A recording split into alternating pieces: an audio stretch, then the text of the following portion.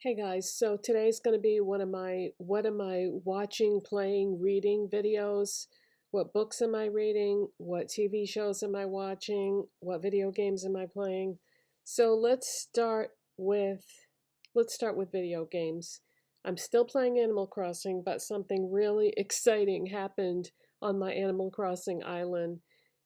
If you play Animal Crossing, then you know that every so often one of your villagers will come up to you and say that they want to leave, and you can either tell them, go ahead, or you can say, please stay. So I see it as an opportunity to get somebody that I might like better. So I usually, unless it's one of my absolute favorites, I usually tell them to go. Then I gather up as many Nook Mile tickets as I can and I start looking on mystery islands. So I converted all my Nook Miles into Nook Mile tickets, went on a bunch of mystery island tours, and they offered me some pretty good people, but pretty good is not good enough anymore. I'm really looking for like my dreamies, they call them, people that you want the most. Now, many, many years ago, I had an island called Peach Island. And on that island, I had a villager called Julian. Julian is a unicorn. He's a smug unicorn. And ever since then, I have regretted blowing up that island because I've never seen Julian again. I don't have his amiibo card. And so I really wanted to find Julian. And if I couldn't find Julian, I had a couple other ideas in mind too. So I had three people that I would have taken any of them. So I used all my Nook Mile tickets, and then I was complaining to my husband that I didn't find anybody that I wanted.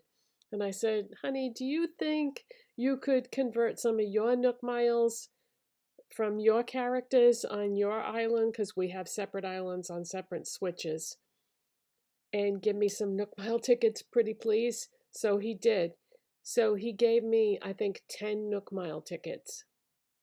And after about 3 or 4 tickets, I went to an island and he was sitting right next to me while I was doing this. I said, oh my God, look who it is, look who it is. It was Julian. I was thrilled. I will never blow up this island that I have right now ever again because I have Julian. He's really cool. He's a unicorn. He wears this gorgeous jacket that's all different colors, and his house has got all like the astrological themed furniture in it, uh, from the recipes that you get from Celeste. So, anyways, if you play Animal Crossing, you probably know who Julian is. But anyways, I have Julian. Okay, so that's it for video games. That's what I wanted to tell you about that. Now, for TV shows, we are watching Sandman. We rewatched season 1, and now we're on season 2. And season 2 is even darker than season 1. And a lot of people don't like it, but it's based on the source material. So if you've read the graphic novels, then you know how dark the storyline is. You know, it's very dark. And I think it was canceled, so I don't, there's going to be a series 3. So we are winding down now for season 2, and it's getting intense and very dark. And I didn't read all the graphic novels. I only read some of them. So it is what it is, you know, but I still think it's good regardless. I used to have a comic book shop right down the street from me that was independently owned that is closed. And I was kind of getting into graphic novels there for a while. And then Newberry Comics, the chain comic book store, um, the one at my local mall, also closed. So it's a good thing I'm not really into graphic novels anymore because I wouldn't be able to get them. So, anyways, that leads me to books. So if you saw my last video like this, I finished Curious Dog in the Nighttime. Was that the name of it? Yeah. Um, The Curious Incident of the Dog in the Nighttime. That's what it was. I finished that book and I definitely recommend that. That was really good. It's about somebody that has um, either autism or a form of it. It was never really stated in the book, but what a fascinating read that was. Really, really good book. If you have autism or a form of it or know somebody that has it, I would love to know your take on that book. Like how accurate do you think it was in their portrayal? But that was excellent. So I definitely enjoyed that. Then from there, I just, instead of going back to the library, I just took a book off my bookshelf. I have two bookcases completely filled to the brim with books, and I intersperse reading those with going to the library. And so I just randomly picked a book off the shelf. And I used to buy books at like library book sales, yard sales. I used to buy books when I worked at Borders and I would get a discount, an employee discount. So I have a lot of like backlog to be read books just sitting there waiting. So I picked one of those anyway. And I read a book from the, I want to say late 70s. It was called The Reincarnation of Peter Proud.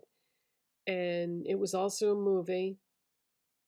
And I don't have it to hold up to you because if I read a book and I don't think I'm going to ever read it again, I donate it to the library.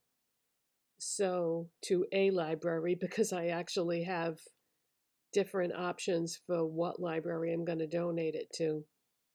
So, anyway, I read that and it was, if you like suspense type novels, it was really good. There were a lot of twists and turns. Now, because it's called The Reincarnation of Peter Proud, it deals with the subject matter of reincarnation. And I definitely believe in reincarnation. When I was younger, I actually had memories of past lives, which have since dissipated. I have explored a lot of religions that reincarnation is part of it.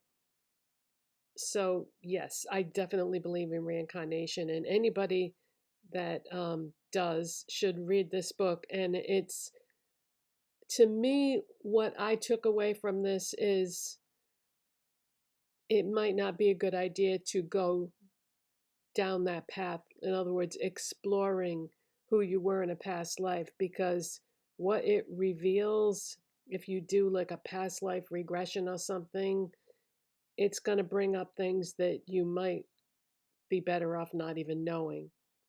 Um, so I don't think I want to see the movie because I already know now what's going to happen because I read the book, and I only need to see that played out once in my mind. I don't want to see it on the big screen because it's a very like unsettling, upsetting storyline. But it's good though. It's really good, and this book is definitely worth reading. I just don't think I would read it again because like I said, it's kind of stressful to read, but it's excellent, excellent book, very well written, and you never knew from one minute to the next exactly what was going to happen or how. So that was good. So when I finished that book, I said, okay, I need something now on the lighter side that is not such an intense book because those two books that I just talked about were very intense. And so I just wanted something lighter. So I like to read kids' books sometimes when I want something like that. So I had gone to Ollie's, which is a chain of discount stores that has a great book section, and you can really get some good deals on books there. And I had found this one day when I was at Ollie's. and it's called Warren the 13th and the Whispering Woods. And this is what I am reading right now. There's my bookmark. Um, and the thing with Ollie's is they're like remainders or out of print books or whatever. And what I didn't realize, I thumbed through this at the store and I said, oh, this looks really good. What I didn't realize was, see that? That is a Roman numeral 2. And this is the second book in a series, and I didn't realize it. And I was like, well, maybe the story will be self-contained enough that I can get away with reading it. And so far, I feel like it is. But now that what that makes me want to do is when I finish this book, I want to go back and read the first one. But it's probably not even in print anymore. So I went on my library network online and looked, and they have one copy of the first book in the network. So I requested to have it transferred to my local library so that I could go and pick it up and read the first book. And fortunately, I do have that resource. That's such a wonderful service that the library offers, because the one library that that book is at is, oh my gosh, I bet it would take at least an hour to drive there, and on roads that I don't really want to drive on. I don't like driving on the highway. Um, Once I'm on the highway, I'm okay. It's just getting on the highway that I have a little bit of trouble with, because when I start entering the exit, if there's a bunch of cars coming and they won't let you on, what are you supposed to do? You can't stop. So sometimes you just can't merge with the other oncoming cars. And sometimes you don't have your own lane to go onto. You have to merge with the other lanes. So I don't like driving on the highway because of that. So, anyways, the first book in the series will be transferred to my local library, and then I can just go pick it up and they'll let me know when it's ready. Now, I also have another book on hold, and I had to wait in a queue for that one, and I was only number 2 in the queue, and it's been like 3 weeks that I've been waiting to go from being number 2 to number 1, in other words, having it available, and that number is not moving. So whoever has that book must have renewed it and is just taking their sweet time reading it. I read every single day, so I go through books pretty quick. Um, I only read for maybe, I would say, an hour a day, but I can go through a book quickly, especially a book like this. And by the way, there's some illustrations mixed in throughout the book here, and that makes it a little more fun to read. Let me show you some of the illustrations. All right, I'll show you. This is where my bookmark is right now, is on this. Petula encounters a witch. But there's, and then you flip the page and it goes back to, text form. But yeah, I like books that have illustrations in them because it makes it a little more interesting to read, and you can kind of transfer those images to your brain.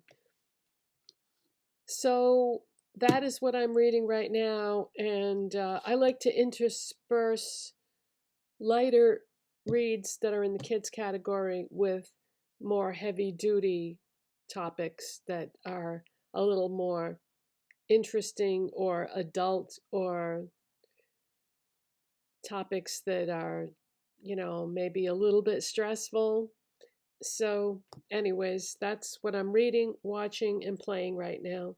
So, thank you so much for watching and subscribing. And if you like these videos, don't forget to give it a thumbs up so that I know that you like these, because I like to do these videos like every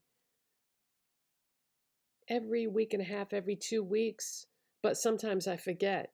And oh, one more thing I wanted to tell you. If you are on Goodreads, I posted a link on my channel page to my Goodreads page if you want to see everything that I've read in the last few years. I joined Goodreads about 2 or 3 years ago, maybe even longer ago than that. but then I kind of forgot about it for a while and wasn't updating the information. So everything I've read isn't on there, but a lot of things are. So you'll see some very interesting things on my list of books that I've read. All right. Thanks, guys. Bye.